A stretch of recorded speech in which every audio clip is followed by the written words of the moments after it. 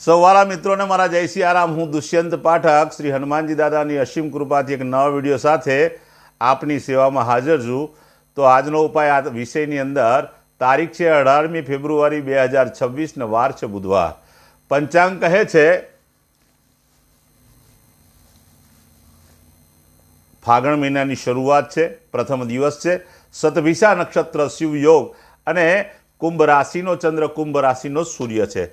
અશુભ સમયની જો વાત કરીશ તો યમઘંટ સવારે 8:24 થી 9:50 સુધી છે અને રાહુકાળ બપોરે 12:41 થી 2:07 સુધી છે। તો વાલા મિત્રો, આ બંને સમય અશુભ સમય કહેવાય। અશુભ સમયની અંદર કોઈ પણ પ્રકારનું શુભ કાર્ય, શુભ યાત્રા ન થાય અને શુભ કાર્ય અથવા શુભ યાત્રા કરવા માટે તમારે કોઈ સારું ચોઘડિયું અથવા સારું મુહૂર્ત લેવું જોઈએ, જેમાં ઉત્તમ અભિજીત મુહૂર્ત આજે અશુભ હોવાથી ઉત્તમ અભિજીત મુહૂર્તનો સમય હું તમને નહીં આપું।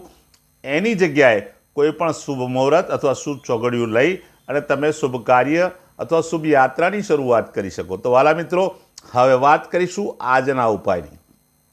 આજના ઉપાયની અંદર વહેલી સવારે સ્નાન કરવા માટે બેસો તો સ્નાન કરવાનું નાવાના પાણીની ડોલમાં, નાવાના પાણીમાં તમારે 1 ચમચી કાળા તલ નાખી પાણીને મિક્સ કરી દેવાનું અને ત્યાર પછી તમારે એ તલવાળા પાણીથી જ સ્નાન કરવાનું છે। વાલા મિત્રો, ચોખ્ખું પાણી લઈ શકાય, સાબુ અને શેમ્પૂનો ઉપયોગ પણ કરી શકાય। વાલા મિત્રો, આ કાર્ય પતી જાય, સ્નાન થઈ જાય, વસ્ત્ર તમે પહેરી લો, કપડાં પહેરી લો, પછી તમારા ડાબા અને જમણા પગના અંગૂઠાની નીચે સરસિયાના તેલના તિલક કરવાના છે। આ કાર્ય પતી જાય ત્યાર પછી એક સફેદ કાગળ લેવાનું, અડધી ચમચી જેવા લીલા મગ લઈ લેવાના, એની પડીકી રાખવાની। 24 કલાક માટે તમારે ઉપરના પોકેટની અંદર એ પડીકીને રાખવાની છે। વાલા મિત્રો, બીજા દિવસે વહેલી સવારે પીપળાના ઝાડના મૂળમાં અથવા કોઈ પણ શિવ મંદિરે જઈ તે પડીકીને મૂકી આવવાની છે। સંધ્યાકાળના સમયે પશ્ચિમ દિશા તરફનું મુખ રાખવાનું, એક હનુમાન ચાલીસા, કાગભૂષણની રામાયણજીનો પાઠ શ્રી હનુમાનજી દાદાને અર્પણ કરવાનો છે। રાત્રે સૂતા પહેલાં પોતાની જ પથારીમાં પલાઠી વાળીને બેસવું। ઓમ કૃષ્ણાય વાસુદેવાય હરે પરમાત્મને પ્રણત ક્લેશનાશાય ગોવિંદાય નમો નમઃ આ મંત્ર યથાશક્તિ તમારે જપવાનો છે। વાલા મિત્રો, આ હતો આજનો ઉપાય। જે વાલા મિત્રનો જન્મદિવસ 18મી ફેબ્રુઆરી 2026 અને બુધવારના દિવસે છે તેવા બધા જ વાલા મિત્રોને સૌપ્રથમ તો જન્મદિવસની શુભકામના। શ્રી હનુમાનજી દાદા બલબુદ્ધિને વિદ્યા આપે, એમની મનોકામના પૂર્ણ કરે, એમનું રક્ષણ પણ શ્રી હનુમાનજી દાદા કરે। વાલા મિત્રો, ઉપાયના રૂપમાં તમારે મેં કહ્યું તે પ્રમાણે સ્નાન કરવાનું છે। મેં કહ્યું તે પ્રમાણે જ પગની અંદર અંગૂઠાની નીચે સરસિયાના તેલના તિલક કરવાના છે। ત્યાર પછી ગૌશાળામાં જવાનું, ગાયોને લીલું ઘાસ અથવા ઘાસનું દાન કરવાનું છે, અથવા તમારે ઘેર જે ભોજન બન્યું હોય તે ભોજન પણ તમે ગાયોને અર્પણ કરી શકો।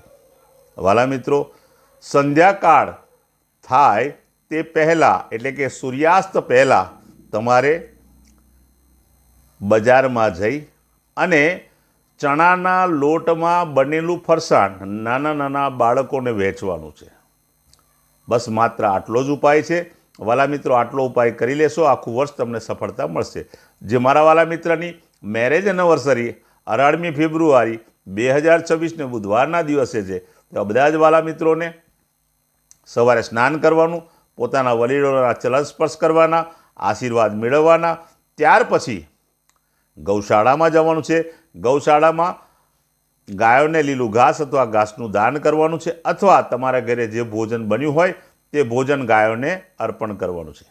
વાલા મિત્રો, ત્યાર પછી કોઈ પણ વૃદ્ધાશ્રમમાં, અનાથાશ્રમમાં, દેવ મંદિરે જરૂરિયાતમંદ વ્યક્તિને અથવા કોઈ પણ બ્રાહ્મણને તમારે ચોખાનું દાન કરવાનું છે, ચણાની દાળનું દાન કરવાનું છે, તેલનું દાન કરવાનું છે અને વાલા મિત્રો, લીલા મગનું દાન કરવાનું છે।